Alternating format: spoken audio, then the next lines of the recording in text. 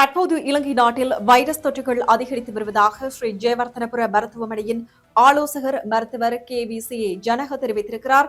Influenza A மற்றும் B பரவல், அதோட இன்ஃபுளுவென்சா அல்லாத வேறு வைரஸ் தொற்றுகள் தற்போது அடையாளம் காணப்பட்டிருப்பதாக அவர் குறிப்பிட்டிருக்கிறார்.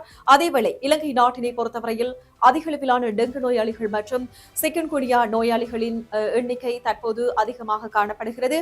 இதற்கிடையில் கொழும்பு மாவட்டத்தில் சிக்கன்குனியா வழக்குகளின் அதிகரிப்பு பதிவாகியுள்ளதாகவும் சொல்லப்பட்டிருக்கிறது. அத்துடன் இந்த ஆண்டின் முதல் 9 நாட்களில் மாத்திரம் சுமார் 2170 டெங்கு நோயாளர்கள் அடையாளம் காணப்பட்டிருக்கிறார்கள். தற்போது நிலவும் மழைவீழ்ச்சி மற்றும் ஏற்பட்டுள்ள பேரழிவு நிலைமைகள் தான் இவ்வாறு டெங்கு நோயாளிகள் மற்றும் சிக்கன்குனியா நோயாளிகளின் எண்ணிக்கை அதிகரிப்பதற்கு பிரதான காரணமாக உள்ளதாகவும் வைத்திய வட்டாரங்கள் தெரிவித்திருக்கின்றன. எதிர்வரும் நாட்களிலும் மழை தொடரக்கூடும் என்பதால் மக்கள் அதிக விழிப்புடன் இருக்க வேண்டும் எனவும் அறிவுறுத்தப்பட்டிருக்கிறது.